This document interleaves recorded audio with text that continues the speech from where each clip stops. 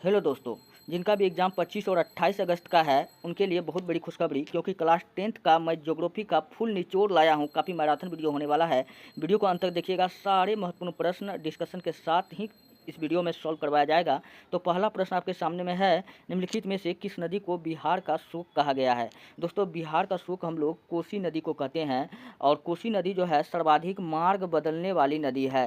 सर्वाधिक मार्ग बदलने वाली नदी पूछे तो कोसी बताना है। और सर्वाधिक तीव्र धार से बहने वाली नदी भी बिहार का पूछे तो आपको कोसी बताना है। कोसी नदी पर बांध पूछेगा कहाँ बना है, तो बिहार और नेपाल के बॉर्डर पर बना हुआ है। कहाँ बना हुआ है? हनुमानगढ़ में। कहाँ बना है? हनुमानगढ़ में। और कोसी नदी पूछेगा कहाँ से निकलती है, तो नेपाल के गोसाई थान से। कहाँ से निकलती है? नेपाल के गोसाई थान से गोसैले निकलती है और सबको क्या करती है? शोक में डुबा देती है। इसलिए इसको हम लोग क्या करते हैं? बिहार का शोक कहते हैं। आज ही रास्ता से जल रहा है तो कल आपका घड़े में घुस जाएगा, इसलिए इसको बिहार का शोक भी कहते हैं। इतना बात याद रख लीजिएगा। चीन का शोक पूछे तो हुआंगहो नदी। उड़ीसा का शोक पूछे तो महानदी।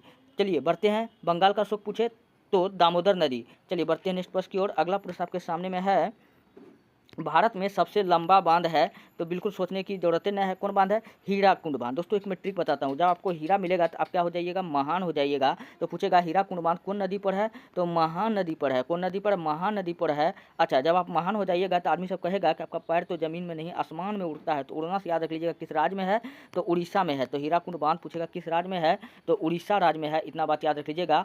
सबसे लंबा बांध है, इसकी लंबाई कितना है? 26 किलोमीटर। कितना है? 26 किलोमीटर। अच्छा, अगर पूछेगा कि भारत का सबसे ऊंचा बांध, तो आपको बताना है टिहरी बांध। कौन सा बताना है? टिहरी बांध बताना है। टिहरी बांध बताना है। अगर पूछे भारत का दूसरा सबसे लंबा बांध, तो आपको बताना भाखड़ा नागला बांध। इसकी ऊंचाई पूछे कितना है, तो 226 किलोमीटर। कितना है? 226 मीटर, सॉरी किलोमीटर नहीं मीटर इसकी लंबाई है। अच्छा, और भी मैं आपको कुछ बताता हूँ। टिहरी भारत का सबसे ऊंचा बांध पूछे तो टिहरी बांध पूछे किस नदी पे है? भागीरथी एवं मिलगान के संगम पर है। ये इतना बात याद रख लीजिएगा। अच्छा, चिनाब नदी पर दोस्तों 3 बांध है। चिनाब नदी पर कितने बांध हैं? 3 बांध है। तीनों का नाम याद रख लीजिएगा। दुलहस्ती बांध और सेलाल बांध और बगलीहारी बांध। तो सेलाल बांध, बगलीहारी बांध कहाँ है?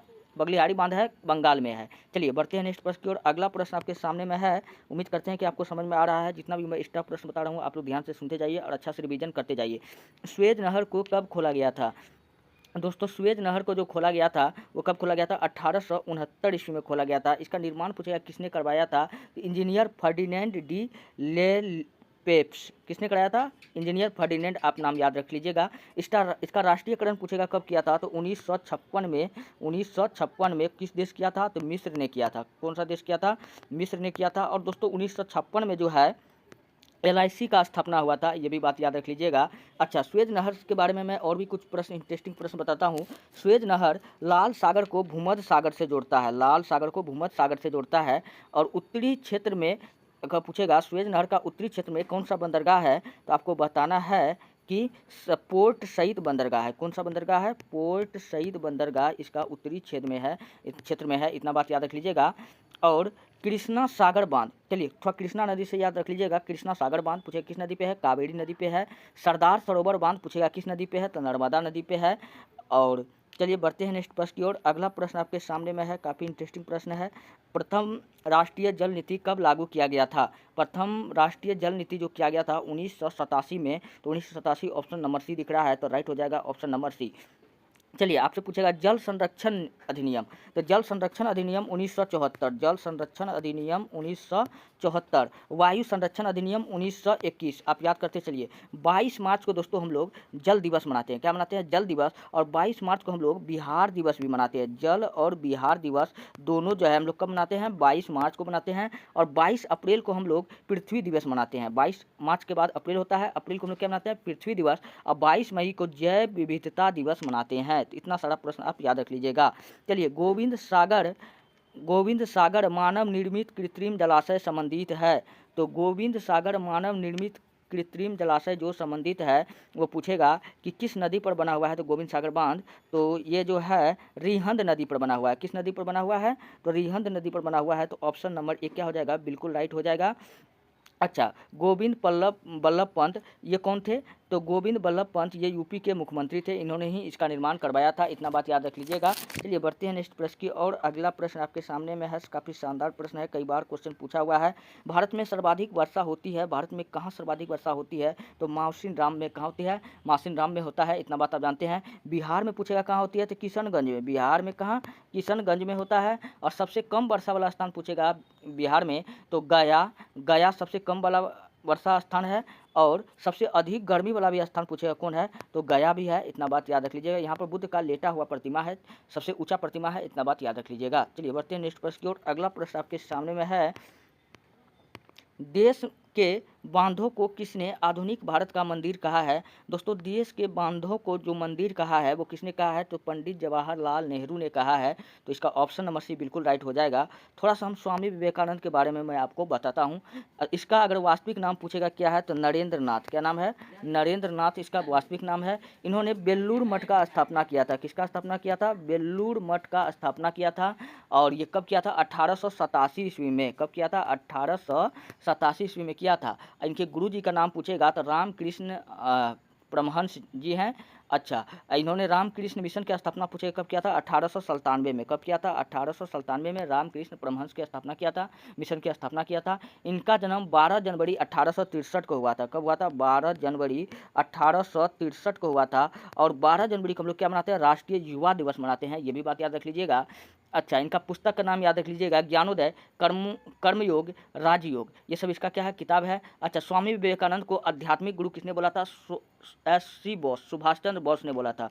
इतना सारा बात आप याद रख लीजिएगा। चलिए बढ़ते हैं नेक्स्ट प्रश्न की ओर। अगला प्रश्न आपके सामने में है, प्राणियों के शरीर में कितना प्रतिशत जल की मात्रा निहित होती है? तो लगभग 65% होता है। कितना प्रतिशत होता है? 65% होता है। नेक्स्ट अगला प्रश्न आपके सामने में है कि बृहद क्षेत्र में जल की उपस्थिति के कारण ही हम लोग पृथ्वी को क्या कहते हैं? हम लोग जानते हैं कि पृथ्वी पर जो है 1/3 हिस्सा में क्या पाया जाता है? पानी पाया जाता है। पानी का कलर कैसा होता है? नीला होता है। इसलिए हम लोग पृथ्वी को क्या कहते हैं? अगला नाम देते हैं नीला ग्रह। अच्छा, हरा ग्रह हम लोग किसको कहते हैं? अरुण ग्रह को। क्या कहते हैं? अरुण ग्रह को हम लोग हरा ग्रह या लेटा हुआ ग्रह भी कहते हैं। और लाल ग्रह हम लोग किसको कहते हैं? मंगल ग्रह को कहते हैं। नेक्स्ट प्रश्न आपके सामने में है, कुल जल का कितना प्रतिशत भाग महासागर में है? तो महासागर में जल है 96.5%। कितना है? 96.5%। ऑप्शन नंबर सी बिल्कुल राइट हो जाएगा। और पीने लायक पानी पूछेगा धरती पर कितना है? तो पूरा 4% पानी जो है पीने लायक है। चलिए बढ़ते हैं नेक्स्ट। अगला प्रश्न आपके सामने में है, मैथन बांध किस नदी पर बना है? तो मैथन बांध पूछ रहा है कि ये किस नदी पर बना है? तो मैथन बांध जो है ये बराकर नदी पर बना है। किस नदी पर बना है? बराकर नदी पर बना है। और मैथन बांध बराकर नदी पर बना है। और तिलैया बांध भी पूछेगा किस नदी पर है? तो ये भी बराकर नदी पे है। तो दोनों का आप याद रख लीजिएगा। सरदार सरोवर बांध नर्मदा नदी पर है, इतना बात याद रख लीजिएगा। कृष्णा नदी पर 2 बांध याद रख लीजिएगा। कृष्ण भगवान ने कहा था मट्टी, तो यहीं पर है अलमट्टी बांध। और कृष्ण का दोस्त कौन है? अर्जुन है, तो अर्जुन सागर बांध। तो दोनों बांध कहाँ है? कृष्णा नदी पर है। चलिए बढ़ते हैं नेक्स्ट प्रश्न की ओर। अगला प्रश्न आपके सामने में है, आयुर्वेद का जनक किसे कहा जाता है? दोस्तों आयुर्वेद का जनक हम लोग कहते हैं चरक को कहते हैं। किसको कहते हैं? चरक को कहते हैं। इनका किताब का नाम है चरक संहिता। क्या नाम है? चरक संहिता। काफ़ी इंपॉर्टेंट प्रश्न। इनकी किताब का नाम क्या है? चरक संहिता है। पतंजलि को हम लोग योग दर्शन का जनक कहते हैं, योग दर्शन का जनक कहते हैं। चलिए बढ़ते हैं नेक्स्ट प्रश्न की ओर। अगला प्रश्न आपके सामने में है, भारतीय वन्यजीव बोर्ड का गठन कब हुआ था? या वन्यजीव बोर्ड की स्थापना किस वर्ष हुई थी? तो ये क्वेश्चन आपसे पूछा जाएगा। तो कब हुआ था? तो 1952 में। चलिए फटाफट आप लोग दिमाग में रखते चलिए। अगर पूछेगा भारतीय वन्यजीव संरक्षण अधिनियम कब हुआ था? तो 1972 ईस्वी में। कब हुआ था? 1972। पर्यावरण संरक्षण अधिनियम तो ये हुआ था 1972 में। कब हुआ था? ये भी 1972 में हुआ था। और पूछेगा कि उपभोक्ता संरक्षण अधिनियम, तो उपभोक्ता संरक्षण अधिनियम 1986। कब हुआ था? 1986 में हुआ था। पर्यावरण संरक्षण अधिनियम ये भी हुआ था 1986 में हुआ था। जल संरक्षण अधिनियम ये हुआ था 1974 में। वायु संरक्षण अधिनियम ये हुआ था 1981 में। प्रथम जल नीति पूछेगा कब लागू हुआ था? ये हुआ था 1986 में हुआ था। तो इतना सारा बात आपको याद रखना है। और आपको बढ़ते हैं नेक्स्ट प्रश्न की ओर। चलिए मैं जैसे जैसे क्वेश्चन आएगा मैं आपको काफ़ी डीप के साथ बताता रहूँगा। चलिए बाघ परियोजना की शुरुआत कब हुई थी? दोस्तों बाघ परियोजना की शुरुआत जो हुआ था 1973 में हुआ था। अगर क्वेश्चन पूछेगा कि भारत में सर्वाधिक बाघ कहाँ पाया जाता है? तो मध्य प्रदेश में। कितना पाया जाता है? मध्य प्रदेश में। कितना बाघ पाया जाता है यहाँ पर? तो 529 बाघ पाया जाता है। अच्छा, अगर पूछेगा कि भारत में टोटल कितना बाघ है? तो 2967 बाघ है। कितना बाघ है? टोटल 2967 बाघ है। उनमें से सर्वाधिक बाघ कहाँ पाया जाता है? मध्य प्रदेश में। कितना पाया जाता है? 529। फटाफट अब मैं कुछ और प्रश्न बताता हूँ, आप लोग दिमाग में रख लीजिए। चलिए, पूछेगा कि टाइगर प्रोजेक्ट कब चलाया गया था? तो 1973 में। मगरमच्छ प्रोजेक्ट कब चलाया गया था? तो 1975 में चलाया गया था। फिर आपसे पूछेगा घड़ियाल प्रोजेक्ट कब चलाया गया था? तो ये भी 1975 में चलाया गया था। गंगा प्रोजेक्ट कब चलाया गया था? तो 1987 में चलाया गया था। हाथी प्रोजेक्ट पूछेगा कब चलाया गया था? तो 1992 में चलाया गया था। तो इन सारे डेट को आप याद रख लीजिएगा, जैसे मैं याद रखता हूँ इससे आपको भी याद रखना है। चलिए बढ़ते हैं नेक्स्ट प्रश्न की ओर। अगला प्रश्न आपके सामने में है कि टेक्सोल का उपयोग होता है। दोस्तों, टेक्सोल का जो उपयोग होता है वो कैंसर के इलाज में होता है। किसमें होता है? तो कैंसर का इलाज में होता है। और कैंसर के इलाज में किसका उपयोग होता है? तो कोबाल्ट 60 का प्रयोग होता है। किसका होता है? कोबाल्ट 60 का प्रयोग भी हम लोग किसके इलाज में करते हैं? कैंसर का इलाज में करते हैं। पूछे कैंसर के इलाज में हम लोग किस किरण का उपयोग करते हैं? तो आपको बताना है कि हम गामा किरण का प्रयोग करते हैं। किस किरण का प्रयोग करते हैं? गामा किरण का प्रयोग करते हैं। कैंसर का अध्ययन पूछे क्या कहलाता है? तो ऑन्कोलॉजी। क्या कहलाता है? ऑन्कोलॉजी। और मलेरिया का इलाज पूछेगा किससे होता है? तो मलेरिया का इलाज जो होता है सिनकोना नामक सिनकोना के पेड़ से क्या बनाया जाता है? कुनैन बनाया जाता है, जिससे मलेरिया का दवा बनता है। सिनकोना के छाल से ही प्राप्त होता है कुनैन। चलिए, और एड्स क्या है? तो एड्स के बारे में याद रख लीजिएगा। एड्स दिवस कब मनाया जाता है? 1 दिसंबर। एड्स जांच के लिए कौन सा टेस्ट किया जाता है? ELISA test. कौन सा टेस्ट किया जाता है? ELISA test. और टीबी दोस्तों, टीबी जो है ये जीवाणु से फैलता है। ये पूछेगा किसको प्रभावित करता है? तो ये फेफड़ा को करता है। 24 मार्च को हम लोग क्या मनाते हैं? टीबी दिवस। 24 मार्च को हम लोग क्या मनाते हैं? तो टीबी दिवस। इतना बात आप याद रख लीजिएगा। नेक्स्ट प्रश्न आपके सामने में है काजीरंगा राष्ट्रीय उद्यान कहाँ स्थित है? दोस्तों, काजीरंगा पूछ रहा है, तो काजीरंगा कहाँ है? असम में है। ये किसके लिए फेमस है?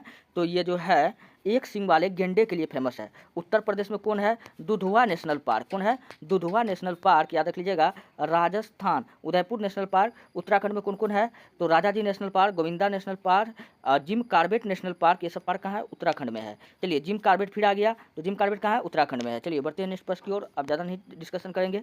अगला प्रश्न आपके सामने में है भारत का सबसे छोटा जैव मंडल रिजर्व कौन सा है? भारत का सबसे छोटा जैव मंडल रिजर्व पूछ रहा है, तो आपको बताना है डिब्रूगढ़ सेखोवा। कौन है? डिब्रू सेखोवा। तो ऑप्शन नंबर डी क्या हो जाएगा? बिल्कुल राइट हो जाएगा। अच्छा, जैव मंडल अच्छा, अगर पूछेगा कि सबसे छोटा, तो जैव मंडल डिब्रू सेखोवा है। अगर सबसे बड़ा पूछेगा तो आपको बताना है कच्छ। क्या बताना है? कच्छ। ये कहाँ पर है? केरल में है। और भारत का सबसे अधिक वन विस्तार वाला अगर जगह पूछेगा, अगला क्वेश्चन आपके सामने में है भारत के किस राज्य में वन का सबसे अधिक विस्तार है? भारत में सर्वाधिक वन का विस्तार जो है मध्य प्रदेश में है। मध्य प्रदेश को हम लोग किस नाम से जानते हैं? हृदय प्रदेश के नाम से जानते हैं। और मध्य प्रदेश को नदियों की मायका इत्यादि नाम से हम लोग जानते हैं। और हृदय प्रदेश किसने कहा था? तो जवाहरलाल नेहरू ने कहा था। और मध्य प्रदेश को हम लोग, एमपी को हम लोग टाइगर स्टेट के नाम से जानते हैं, क्योंकि यहाँ पर भारत का सर्वाधिक बाघ जो है 529 बाघ यहीं पाया जाता है। जबकि पूरा देश में कितना बाघ पाया जाता है? तो 2967 बाघ पाया जाता है।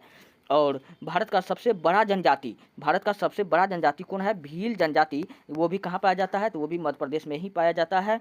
और घड़ियाल जो है दोस्तों केवल भारत में पाया जाता है। घड़ियाल। अगला प्रश्न आपके सामने में है इनमें से कौन सा जीव है जो केवल भारत में पाया जाता है? तो केवल भारत में पाए जाने वाला गंगा डॉल्फिन नहीं बताना है आपको। गंगा नदी में डॉल्फिन जो है भारत के अलावा नेपाल में भी पाया जाता है, पाकिस्तान में भी पाया जाता है। तो अब जमाना बदल चुका है। घड़ियाल बताना है। चलिए बढ़ते हैं नेक्स्ट प्रश्न। घड़ियाल यानी मगरमच्छ। अगला आपके सामने में प्रश्न है सुंदरवन है। तो सुंदरवन जो है कहाँ पर है? सुंदरवन है पश्चिम बंगाल में है। सुंदरवन सबसे बड़ा डेल्टा है। क्या है? सुंदरवन सबसे बड़ा डेल्टा है। इतना बात याद रख लीजिएगा। और अगला प्रश्न आपके सामने में है भारत का राष्ट्रीय पक्षी है। तो भारत का राष्ट्रीय पक्षी आपसे पूछ रहा है, तो भारत का राष्ट्रीय पक्षी कौन सा है? तो 1963 में मोर को भारत का राष्ट्रीय पक्षी का दर्जा मिला था। कब मिला था? तो 1963 में। मोर का वैज्ञानिक नाम पूछे तो पोवो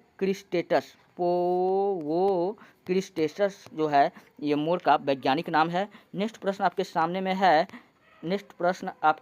है अगला प्रश्न आपके सामने में है संविधान की धारा 21 का संबंध है। तो संविधान का धारा 21 का संबंध है वन्य जीव और वनस्पतियों का संरक्षण से सांस लेने की आज़ादी, जीने की आज़ादी, ये सब कौन है? धारा 21 है।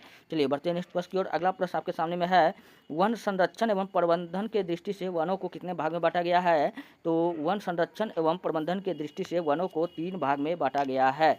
चलिए बढ़ते हैं नेक्स्ट प्रश्न की ओर। अगला प्रश्न आपके सामने में है FAO की वानिकी रिपोर्ट के अनुसार 1948 में विश्व में कितने हेक्टेयर भूमि पर वन का विकास था? तो टोटल 6 अरब हेक्टेयर भूमि पर क्या था? वन का विकास था। FAO का फुल फॉर्म पूछेगा। F से बताना है फूड, क्या बताना है? फूड। A से बताना है agriculture, AGGRICULT, agriculture organisation. Food agriculture organisation के अनुसार कितना वन था? 6 अरब हेक्टेयर पर वन था। अच्छा, 2001 में पूछेगा कि भारत में कितने भौगोलिक क्षेत्रों में वन का विस्तार था? तो 19.27 ये 2001 का जनगणना के अनुसार है। और वर्तमान में पूछेगा कि भारत में कितना प्रतिशत पर क्या है वन है? तो 24.64% वन है, भूमि पर वन है। बिहार में पूछेगा कि कितना प्रतिशत वन है? तो बिहार में आपको याद रखिएगा 7.30 यानी 7.5% पर वन है। बिहार के कुछ ऐसे जिले हैं जहाँ पर वन ना के बराबर पाया जाता है। बिहार में सर्वाधिक वन पूछेगा कहाँ पाया जाता है? तो कैमूर जिला में बिहार के सर्वाधिक वन पाया जाता है। और समान वन अगर वनों की अगर समान स्थिति पूछे कितना होना चाहिए एवरेज में, तो 33% होना चाहिए। किसी भी राज्य में अगर 33% वन है तो वो अच्छा माना जाता है। चलिए लेकिन बिहार में कितना है? 7.5%। सब चीज़ में बिहार कम में है, ऐसे भी याद रख सकते हैं। भारत में 2001 में कितने प्रतिशत भौगोलिक क्षेत्रों में वन का विस्तार था? तो 2001 में पूछ रहा है, तो 2001 में 19.27%, 2001 का ना पूछ रहा है, तो 19.27%। वर्तमान में कितना है? वर्तमान में 24.64% है। ये भी बात याद रख लीजिएगा। चलिए बढ़ते हैं नेक्स्ट प्रश्न की ओर। पूर्वोत्तर राज्यों के 188 आदिवासी जिलों में देश के कुल क्षेत्र का कितना प्रतिशत वन है? तो देश के कुल क्षेत्रों का कितना प्रतिशत वन है तो आपको बताना है। तो टोटल जो है कितना है पूर्वोत्तर राज्यों में, तो इसमें लगभग हो जाएगा 80% क्या है? वन है। नेक्स्ट प्रश्न आपके सामने में है। अगला प्रश्न की ओर हम लोग बढ़ते हैं। मैंग्रोव का सबसे अधिक विस्तार कहाँ हुआ है? एक जनजाति है, कौन जनजाति है? मैंग्रोव जनजाति। इसका विकास सर्वाधिक पूछा कहाँ हुआ है? तो सुंदरवन में। कहाँ हुआ है? सुंदरवन में हुआ है। चलिए बढ़ते हैं नेक्स्ट प्रश्न की ओर। अगला प्रश्न आपके सामने में है। वन रिपोर्ट के अनुसार भारत में वन का विस्तार है, भारत में वन का विस्तार अभी वर्तमान में पूछ रहा है कितना है? तो 24%। कितना है? 24.64% है। ऐसा कोई ऑप्शन में दिख रहा है? नहीं दिख रहा है, तो सब इनमें से कोई नहीं क्या हो जाएगा? बिल्कुल राइट हो जाएगा 21 नंबर का। नेक्स्ट प्रश्न की ओर हम लोग बढ़ते हैं। अगला प्रश्न आपके सामने में है। अगला प्रश्न है, मैग्नीज उत्पादन में अग्रणी राज्य कौन सा है? दोस्तों मैग्नीज का सर्वाधिक उत्पादन भारत के उड़ीसा करता है। कौन करता है? उड़ीसा करता है। इतना बात याद रख लीजिएगा। और ये तीसरे नंबर पर है। कितने नंबर पर है? तीसरे नंबर पर है। इतना बात याद रख लीजिएगा। और मैग्नीज जो है, मैग्नीज का उत्पादन अगर विश्व में पूछेगा कौन देश करता है? तो दक्षिण अफ्रीका। विश्व में दक्षिण अफ्रीका। चलिए बढ़ते हैं नेक्स्ट प्रश्न की ओर। अगला प्रश्न आपके सामने में है। अगला प्रश्न आपके सामने में है। निम्न में कौन लौह अयस्क का एक प्रकार है? तो लोहा का प्रकार आपको याद रखना है, तो मैंने ठीक बताया था। कौन सा? मह से याद रख लीजिएगा मैग्नेटाइट, ह से हेमेटाइट, ल से लिमोनाइट, लॉ से लिग्नाइट हो, ये तो कोयला का प्रकार है। निम्न में कौन लौह अयस्क का एक प्रकार है? तो लिग्नाइट, बिटुमिनस, ये दोनों कोयला का प्रकार है। हेमेटाइट जबकि कौन है? लोहा का प्रकार है। तो क्या हो जाएगा? ऑप्शन नंबर बी बिल्कुल राइट होगा। चलिए भारत का सबसे बड़ा लौह अयस्क उत्पादक राज्य कौन सा है? तो भारत का सबसे बड़ा लौह उत्पादक राज्य उड़ीसा है। जबकि लोहा के भंडारण में कौन आगू है? कर्नाटक आगे है। इतना बात याद रख लीजिएगा। और सबसे अच्छा लोहा पूछेगा कहाँ मिलता है? तो कर्नाटक में मिलता है सबसे अच्छा लोहा। चलिए और बढ़ते हैं नेक्स्ट प्रश्न की ओर। अगला प्रश्न आपके सामने में है। एल्युमिनियम किस खनिज से संबंधित है? तो एल्युमिनियम का जो खनिज है वो कौन सा है? तो बॉक्साइड है। कौन सा है? बॉक्साइड है। और एल्युमिनियम का और भी दो खनिज याद रख लीजिएगा, कोरंडम और करायोलाइट। एल्युमिनियम का सूत्र होता है, एल्युमिनियम के Al2O3 2H2O, Al2O3 2H2O, ये किसका सूत्र है? ये एल्युमिनियम का सूत्र है। चलिए और मैं आगे की ओर बढ़ता हूँ। अगला प्रश्न आपके सामने में है। सीमेंट उद्योग का सबसे कच्चा माल क्या है? सीमेंट उद्योग का सबसे कच्चा माल है चूना पत्थर। क्या है? चूना पत्थर। सीमेंट का खोज पूछेगा किसने किया था? तो जोसेफ स्पीडन ने। किसने किया था? जोसेफ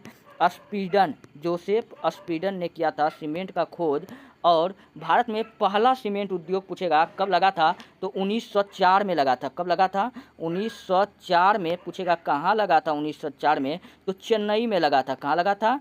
चेन्नई में लगा था। तो इतना बात हमको जानकारी मिलता है सीमेंट से। चलिए बढ़ते हैं नेक्स्ट प्रश्न की ओर। अगला प्रश्न आपके सामने में है। भारत का प्राचीनतम कोयले की खान कौन है? हम लोग जानते हैं कि भारत में सर्वप्रथम जो कोयला मिला था हमको रानीगंज से मिला था। कहाँ से मिला था? रानीगंज से मिला था। और रानीगंज कहाँ पड़ता है? पश्चिम बंगाल में पड़ता है। झरिया, धनबाद, कोरबा, ये सब कहाँ है? ये सब झारखंड में है। ये सब कोयला उत्पादक क्या है? क्षेत्र है। चलिए नेक्स्ट प्रश्न आपके सामने में है, बॉक्साइट का सबसे बड़ा उत्पादक राज्य कौन सा है? बॉक्साइट का सबसे बड़ा उत्पादक राज्य कौन सा है? तो बॉक्साइट का जो सबसे बड़ा उत्पादक राज्य कौन सा है? उड़ीसा। मैग्नीज और बॉक्साइट दोनों के बारे में आप याद रख लीजिएगा, दोनों में कौन आगे है? तो उड़ीसा आगे है। तो इसका ऑप्शन नंबर बी क्या हो जाएगा? बिल्कुल राइट हो जाएगा। और थोड़ा सा आगे बढ़ते हैं। नेक्स्ट प्रश्न आपके सामने में है, अगला प्रश्न, किस खनिज को उद्योग की जननी माना गया है? दोस्तों लोहा के बिना कोई भी फैक्ट्री नहीं बन सकता है, तो सब चीज़ में लोहे का प्रयोग होता है, इसलिए लोहा को हम लोग क्या कहते हैं? उद्योग की जननी कहते हैं। क्या कहते हैं? लोहा को उद्योग की जननी कहते हैं। नेक्स्ट प्रश्न की ओर हम लोग बढ़ते हैं, निम्न में कौन लोहयुक्त खनिज का उदाहरण है? तो लोहयुक्त खनिज का उदाहरण पूछ रहा है कि इनमें से कौन सा है? मैग्नेटाइट, अभ्रक, बॉक्साइट, चूना पत्थर। तो मैग्नेटाइट ये लोहा का प्रकार है, तो ऑप्शन नंबर एक क्या हो जाएगा? बिल्कुल राइट हो जाएगा। अगला प्रश्न आपके सामने में है, निम्नलिखित खनिजों में कोडरमा किससे संबंधित है? हम लोग जानते हैं कोडरमा में जो सर्वाधिक उत्पादन होता है वो अभ्रक का होता है। और कोडरमा कहाँ पड़ता है? ये झारखंड में पड़ता है। और झारखंड का जो सबसे फेमस अभ्रक है यानी आदि है, इसको हम लोग क्या कहते हैं? गुलाबी रूबी। क्या कहते हैं? गुलाबी रूबी के नाम से हम लोग जानते हैं। और आंध्र प्रदेश का गुडूर क्षेत्र, ये भी याद रख लीजिएगा कि अभ्रक उत्पादन में आगे है। चलिए बढ़ते हैं नेक्स्ट प्रश्न की ओर। अगला प्रश्न आपके सामने में है, पायराइट किस प्रकार का खनिज है? दोस्तों पायराइट के बारे में याद रख लीजिएगा, पायराइट को झूठा या मूर्खों का सोना कहते हैं। झूठा या मूर्खों का सोना पूछेगा हम लोग किसको कहते हैं? तो आयरन पायराइट्स को हम लोग कहते हैं। इतना बात याद रख लीजिएगा। यह एक धात्विक खनिज है। कैसा खनिज है? यह एक धात्विक खनिज है। तो ऑप्शन नंबर एक क्या हो जाएगा? बिल्कुल राइट हो जाएगा। अगला प्रश्न आपके सामने में है, 1 टन इस्पात बनाने के में कितने मैग्नीज का उपयोग होता है? दोस्तों 1 टन इस्पात बनाने के लिए कितना मैग्नीज का उपयोग होगा? तो लगभग 10 केजी मैग्नीज का उपयोग होगा। तो ऑप्शन नंबर बी क्या हो जाएगा? बिल्कुल राइट हो जाएगा। मैग्नीज के उत्पादन में भारत का तीसरा स्थान है। लगभग 150 खनिज जो है भारत में पाया जाता है। भारत में पूछेगा कि कितना खनिज पाया जाता है, तो लगभग 150 खनिज पाया जाता है। तो भी बात याद रख लीजिएगा। चलिए बढ़ते हैं नेक्स्ट प्रश्न की ओर। अगला प्रश्न आपके सामने में है, कौन भारत का सबसे बड़ा लोह उत्पादक राज्य है? तो भारत का सबसे बड़ा लोह उत्पादक राज्य यहाँ पर उड़ीसा हो जाएगा। सबसे अच्छा लोहा कर्नाटक में होता है। और झारखंड भी क्या है? झारखंड में भी बाबा बुदन की पहाड़ी है जो लोह उत्पादक में क्या है? फेमस है। और बैलाडीला और कतरे मुख की पहाड़ी, ये सब क्या है? लोह उत्पादन के लिए फेमस जगह है। चलिए निम्न में से कौन सा उद्योग चूना पत्थर को कच्चे माल के रूप में प्रयोग करता है? तो चूना पत्थर को कच्चे माल के रूप में कौन प्रयोग करता है? तो सीमेंट करता है। तो क्या हो जाएगा? ऑप्शन नंबर सी क्या हो जाएगा? बिल्कुल राइट हो जाएगा। और पटसन का उत्पादक पूछेगा भारत के कौन सा राज्य में सर्वाधिक करता है? तो आपको बताना है वेस्ट बंगाल। वेस्ट बंगाल करता है। पटसन को हम लोग क्या कहते हैं? सुनहरा रेशा कहते हैं। क्या कहते हैं? सुनहरा रेशा, या इंग्लिश में इसी को कहते हैं गोल्डन फाइबर। नेक्स्ट प्रश्न आपके सामने में है। अगला प्रश्न आपके सामने में है, उड़ीसा किस खनिज का सबसे बड़ा उत्पादक स्थान है? तो उड़ीसा हम लोग जानते हैं, तो उड़ीसा किसके लिए सबसे बड़ा उत्पादक राज्य है? तो लो अयस्क का उत्पादक राज्य है। ये इसका राइट आंसर ऑप्शन डी हो जाएगा। निम्नलिखित में कौन अधात्विक खनिज का उदाहरण है? तो सोना, टीन, ग्रेफाइट। ग्रेफाइट क्या है? अधात्विक खनिज का एक उदाहरण है। सॉरी, अभ्रक। अभ्रक जो है अधात्विक खनिज का एक उदाहरण है, ग्रेफाइट खनिज थोड़ी है। चलिए बढ़ते नेक्स्ट प्रश्न की ओर। अगला प्रश्न आपके सामने में है। अगला प्रश्न आपके सामने में है 17 नंबर का प्रश्न है, मैग्नीज उत्पादन में भारत का विश्व में कितना स्थान है? तो तीसरा स्थान है। तो ऑप्शन नंबर एक क्या हो जाएगा? बिल्कुल राइट हो जाएगा। अगला प्रश्न आपके सामने में है, भारत में लगभग कितने प्रकार के खनिज पाए जाते हैं? लगभग 150 प्रकार के खनिज पाए जाते हैं। 100 से अधिक खनिज पाए जाते हैं। तो ऑप्शन नंबर सी क्या हो जाएगा? बिल्कुल राइट हो जाएगा। बिहार झारखंड में देश का कितना प्रतिशत अभ्रक का उत्पादन होता है? कुल 80% का अभ्रक का उत्पादन कहाँ होता है? झारखंड में होता है। झारखंड का सबसे फेमस जगह अभ्रक उत्पादन में कौन है? कोडरमा। कौन है? कोडरमा। इसी कोडरमा में पार्श्वनाथ स्टेशन है, ये भी बात याद रख लीजिएगा। और कोडरमा का सबसे जो झारखंड का जो फेमस अभ्रक है उसको हम लोग कहते हैं गुलाबी रूबी। क्या कहते हैं? गुलाबी रूबी। चलिए बढ़ते हैं नेक्स्ट प्रश्न की ओर। अगला प्रश्न आपके सामने में है। अगला प्रश्न, भारत में कितने सार्वजनिक क्षेत्र के तेल परिष्करण केंद्र कार्य कर रहे हैं? तो कितने काम कर रहे हैं? तो लगभग 18 है। कितना है? लगभग 18 है। आप कौन कौन है? तो मैंने आपको बताया था डिगबोई। डिगबोई कहाँ पड़ता है? असम में। बरौनी कहाँ पड़ता है? बिहार में। जामनगर और अंकलेश्वर, ये दोनों याद रख लीजिएगा, जामनगर, अंकलेश्वर और खंभात की खाड़ी, ये तीनों कहाँ पड़ता है? गुजरात में। जबकि मथुरा कहाँ पड़ता है? यूपी में। तो ये सब क्या है? तेल परिष्करण केंद्र है। तो मैंने आपको बताया टोटल 18 में जो इंपॉर्टेंट था हमने आपको बताया। मुंबई हाई, ये भी याद रख लीजिएगा। तो अगला आपके सामने प्रश्न है, अगला प्रश्न आपके सामने, भारत में प्रथम जल विद्युत संयंत्र की स्थापना कहाँ हुई थी? तो भारत में प्रथम जल विद्युत संयंत्र की जो स्थापना जो हुआ था 1897 में हुआ था, लेकिन ये असफल था। क्या था? असफल था। और ये कहाँ लगा था? तो दार्जिलिंग में। कहाँ? दार्जिलिंग में इसका स्थापना किया गया था। लेकिन उसके बाद में जो सफल कारखाना जो था 1903 में लगा। कब लगा? 1903 में लगा, शिव समुद्रम में। कहाँ लगा? शिव समुद्रम में लगा। तो इसका भारत में प्रथम जल विद्युत संयंत्र स्थापना कहाँ हुई है? तो शिव समुद्रम क्या हो जाएगा? अच्छा, प्रथम पूछ रहा है तो दार्जिलिंग, प्रथम पूछ रहा है तो दार्जिलिंग, सफल पूछता तब शिव समुद्रम। चलिए बढ़ते हैं नेक्स्ट प्रश्न की ओर। इनमें से कौन जीवाश्म ईंधन है? तो जीवाश्म ईंधन कोयला, पेट्रोलियम, प्राकृतिक गैस। अच्छा, जीवाश्म ईंधन जो पृथ्वी से जो हमको प्राप्त होता है, पृथ्वी के अंदर से प्राप्त होता है, तो कोयला भी प्राप्त होता है, प्राकृतिक गैस भी, पेट्रोलियम भी प्राप्त होता है। तो इनमें से सभी क्या है? जीवाश्म ईंधन है। चलिए बढ़ते हैं नेक्स्ट प्रश्न की ओर। अगला प्रश्न आपके सामने में है, अगला प्रश्न आपके सामने में है, मणिकरण भूतापीय ऊर्जा संयंत्र किस राज्य में है? तो हिमाचल प्रदेश में। किस राज्य में है? तो हिमाचल प्रदेश में है। अच्छा, पुंगा भूतापीय ऊर्जा केंद्र पूछेगा कहाँ है? तो लद्दाख में है। कहाँ है? लद्दाख में है। प्राकृतिक गैस, अगला प्रश्न आपके सामने में है, अगला प्रश्न आपके सामने, प्राकृतिक गैस किस खनिज के साथ पाया जाता है? तो प्राकृतिक गैस जो पाया जाता है वो किस खनिज के साथ पाया जाता है? तो वो पेट्रोलियम के साथ पाया जाता है। किसके साथ पाया जाता है? पेट्रोलियम के साथ पाया जाता है। तो इसका ऑप्शन नंबर बी क्या हो जाएगा? बिल्कुल राइट हो जाएगा। अच्छा, पेट्रोलियम का शुद्धिकरण करने के लिए पूछेगा हम लोग किस विधि का उपयोग करते हैं? तो प्रभाजी आसवन विधि का उपयोग करते हैं। किस विधि का करते हैं? प्रभाजी आसवन विधि का करते हैं। चलिए बढ़ते हैं नेक्स्ट प्रश्न की ओर। अगला प्रश्न आपके सामने में है, अगला प्रश्न काफ़ी शानदार प्रश्न है, भारत के किस राज्य में सौर ऊर्जा के विकास की सर्वाधिक संभावना है? बच्चा आंख मूंद के मारेगा इस प्रश्न का आंसर, क्योंकि सौर ऊर्जा ये राजस्थान, क्योंकि ये बंजर भूमि है उधर, तो राजस्थान इसका क्या हो जाएगा? राइट आंसर हो जाएगा। चलिए बढ़ते हैं नेक्स्ट प्रश्न की ओर। अगला प्रश्न आपके सामने में है अगला प्रश्न आपके सामने में है, निम्न में कौन नवीकरणीय ऊर्जा के स्रोत हैं? अब नवीकरणीय ऊर्जा का स्रोत पूछ रहा है, तो नवीकरणीय जिसको हम नया कर सकते हैं, तो नया हम लोग किसको कर सकते हैं? कोयला को एक बार यूज करेंगे फिर कोयला नहीं होगा, पेट्रोलियम भी नहीं प्राप्त कर पाएंगे, प्राकृतिक गैस को भी एक बार यूज करने पर नहीं प्राप्त लेंगे, सौर ऊर्जा को हम लोग क्या कर लेंगे? प्राप्त कर लेंगे। तो ऑप्शन नंबर बी क्या हो जाएगा? बिल्कुल राइट हो जाएगा। नवीकरणीय ऊर्जा स्रोत कौन है? तो ऑप्शन नंबर बी क्या होगा? इसका बिल्कुल राइट होगा। चलिए बढ़ते हैं नेक्स्ट प्रश्न आपके सामने में है, कैंगा परमाणु विद्युत ग्रह किस राज्य में स्थित है? कौन से? कैंगा कौन से? कर्नाटक में स्थित है। कहाँ स्थित है? राजस्थान में। पूछेगा कौन सा स्थित है? तो रावत भाटा, र से राजस्थान, र से रावत भाटा। उत्तर प्रदेश में कौन सा है? तो नरोड़ा। कौन सा है? नरोड़ा है। और तमिलनाडु में दो याद रख लीजिएगा, कुडुनकुलम और कल्पक्कम है। कौन है? कुडुनकुलम और कल्पक्कम है। एशिया का सबसे पुराना और या भारत का सबसे पुराना परमाणु विद्युत गृह पूछेगा कौन है? तो महाराष्ट्र के तारापुर है। कौन है? महाराष्ट्र के तारापुर है। चलिए बढ़ते हैं नेक्स्ट प्रश्न की ओर। अगला प्रश्न आपके सामने में है, इनमें से कौन सा भारत का पहला स्वदेशी प्रयास से बना परमाणु विद्युत केंद्र है?